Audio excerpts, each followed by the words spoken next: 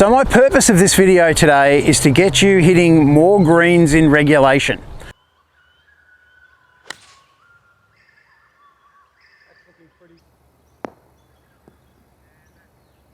No matter how many greens you hit now, I want you to hit more greens in reg, but I am not going to change your golf score.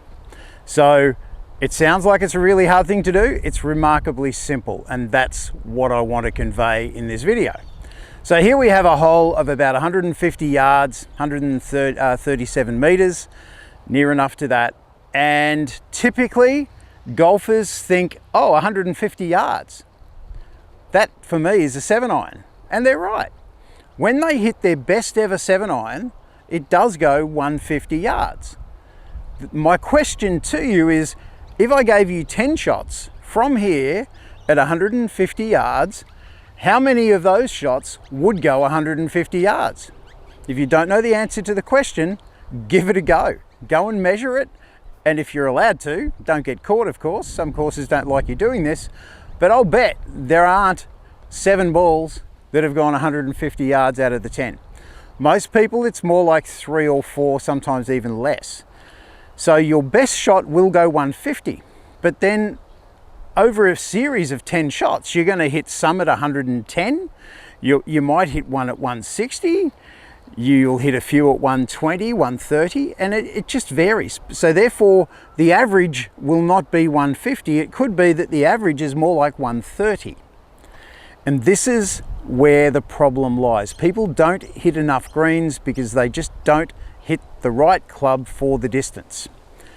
So in simple terms, 65% of all golf shots hit into greens finish short. So about where we are now. How far short is going to vary, but 65% of golfers finish short. Why is that so? Because they just don't know how far the ball actually goes. They do on their best shot, they remember that, it's indelibly imprinted, but they don't really know what the average is. So from here, I'm probably 20 paces from the flagstick. And that would have been an average shot to finish here, which is typically what happens. But they're thinking, oh, it's gone 130. I normally hit at 150, maybe that was a bad shot. No, the 150 was the outlier. It was the exceptional shot. This is more normal. So my suggestion to you is, at very least, hit one more club than you think. So instead of hitting the 7-iron, take out the 6-iron. And I think there's a good case where you could actually say 2 clubs. And the scariest number really is, according to Arcos data and a guy that I follow, Lou Stagner, who works with Arcos, he recently informed us that only 5% of all of the shots hit into greens go over the back of the green. Now, everyone on the planet is worried about going over the back of the green. And sure, over the back of the green can sometimes be pretty bad. But if only 5% of shots go over the back of the green and 65% of the shots finish here, surely we could hit at least one more club and not run the risk of getting over the back of the green. And probably, if we think about how many of those 5% shots finish over the back of the green, I'd love to know how many of those were bladed wedges where they just didn't make good contact and they shoot over the back. So you can comfortably hit one more club and not hit it over the back of the green. Most greens are at least 4 clubs from the front edge to the back edge. 28 meters, 28 yards, something along those lines. There isn't 10 yards between clubs, it's more like 7 or 8. So pretty much guaranteed there are 4 clubs from the front of the green to the back of the green on an average green. So you taking one more club or even 2, it is highly unlikely you're going to hit the ball over the back of the green.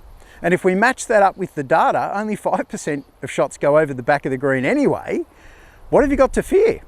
You're probably not going to hit over the back of the green at all, and you're going to hit more greens in regulation. And we haven't changed your swing, we're just changing the club. So my challenge to you over the next month or the next 4 rounds of golf you play is try and say to yourself, okay, whatever the club is I think I need, I am going to go 1 more or even 2 more. And I want you to track how many greens in regulation you hit compared to what you normally hit and how many times you went over the back of the green. If you go over the back of the green, did you hit it with a bladed shot, or did you hit a good shot that just went over the back of the green? Keep those stats and get back to me. I'd love to know what you're experiencing. But when I go out in the golf course and I'm doing on-course training with clients, very few people ever hit it over the back of the green. And that just stacks up with Lou Stagner's data. So do yourself a favor, do that testing, or even if you don't want to test, just get out there in your next round, hit 1 or 2 more clubs, and then see what happens. So if you want to improve your golf, I'm going to put a link to another video up there that I know is going to help improve your golf.